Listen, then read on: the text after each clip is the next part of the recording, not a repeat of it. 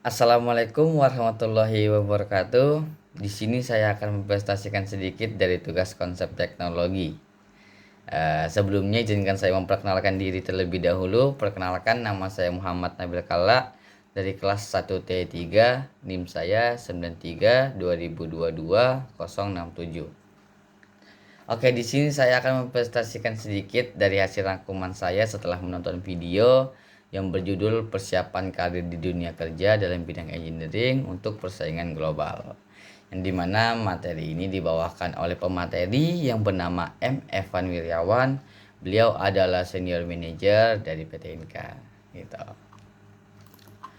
Oke, mungkin masuk saja dari penjelasan pertama. Beliau pertama menjelaskan tentang akademis dan industri, yang dimana beliau mengatakan akademis dan industri adalah sesuatu hal yang berhubungan, yang dapat berhubungan, yang dimana di akademis kita bisa dapat dilajarkan dari ilmu pengetahuan, teori atau bahkan basic-basic, yang dimana ini dari akademis ini yang kita pelajari kita bisa dapat terapkan di industri, sedangkan kita juga bisa dapat berpikir kalau industri itu tidak bisa berdiri sendiri, karena industri ini juga membutuhkan sumber daya manusia yang berkualitas dan itu bisa didapatkan di akademis gitu.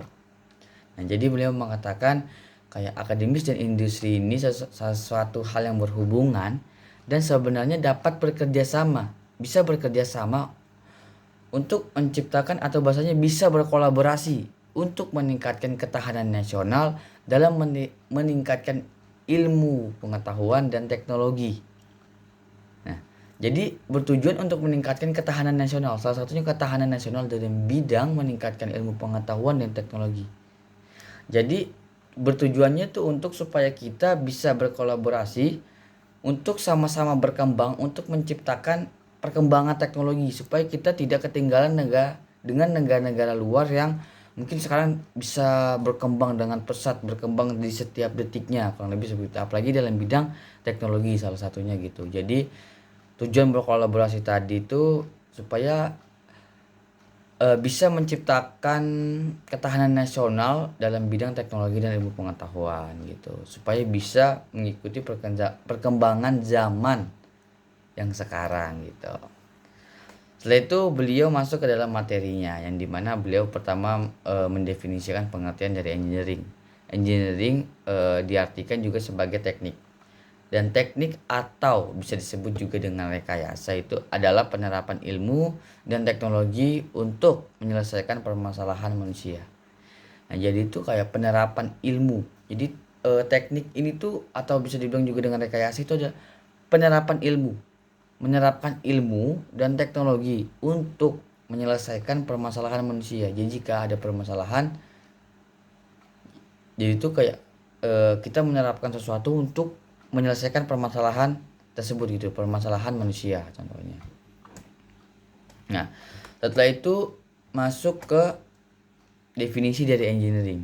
Engineering atau juga bisa disebut juga dengan insinyur. Nah, adalah seseorang yang bekerja. Jadi engineering atau ini adalah seseorang atau individu yang bekerja dalam bidang engineering yang mampu menggunakan ilmunya, ilmu yang sudah dapat untuk menghasilkan benda yang dapat dimanfaatkan dalam kehidupan sehari-hari. Nah, jadi orang-orang engineering itu seseorang yang menerapkan ilmunya dan menghasilkan sesuatu benda dan dimanfaatkan dalam kehidupan sehari-hari gitu. Dalam kehidupan sehari-hari. Contohnya kita bisa ambil saja kayak alat transportasi. Alat transportasi kereta api. Nah, dan itu kan alat transportasi kereta api itu kan memecahkan sebuah masalah nih. Kayak contohnya kayak orang bermasalah pengen ke kota dari kota A pengen ke kota B. Karena dengan adanya alat transportasi tersebut, permasalahan dari dia yang tidak bisa pergi dari kota A ke kota B itu terselesaikan dari benda kereta api tersebut gitu. Jadi kereta api ini salah satu benda pemecahan apa ya, solusi yang diberikan untuk menyelesaikan masalah orang yang pengen dari kota A ke kota B gitu. Salah satunya itu. Dan salah satunya adalah alat transportasi tadi. Nah, selanjutnya masuk ke dalam ciri-ciri engineering. Ciri-ciri engineering pertama itu ada memenuhi kebutuhan yang sangat penting dan bermanfaat. Jadi ciri-ciri engineering itu kayak untuk memenuhi kebutuhan yang sangat penting, dibutuhkan, dan dapat bermanfaat. Contohnya kayak alat transportasi tadi.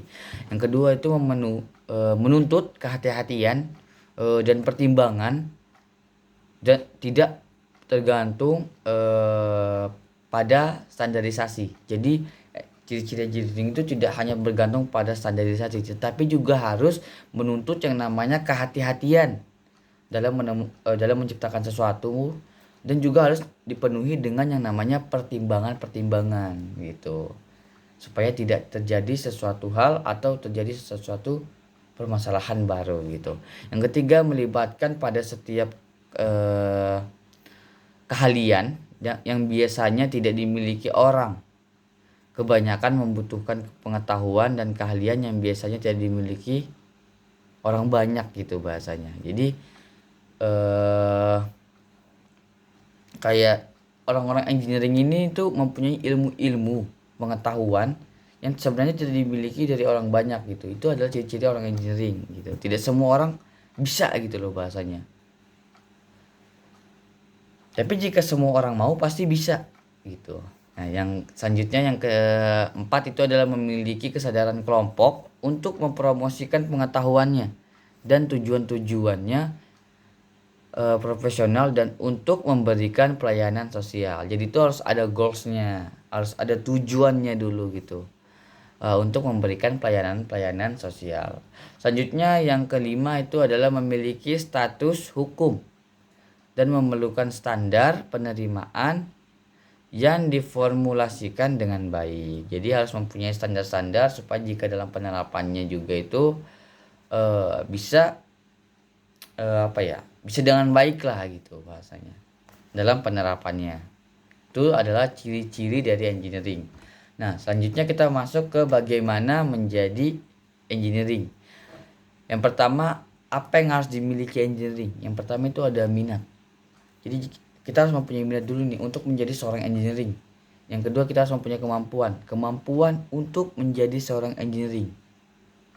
Yang ketiga, ketekunan. Ketekunan ini bagaimana cara kita untuk tekun, belajar atau bahkan mengetahui tentang engineering yang ada sekarang atau mengikuti teknologi-teknologi yang ada sekarang. Itu salah satunya menjadi engineering. Yang kedua, ada juga yang namanya etika atau bisa juga dibilang etik.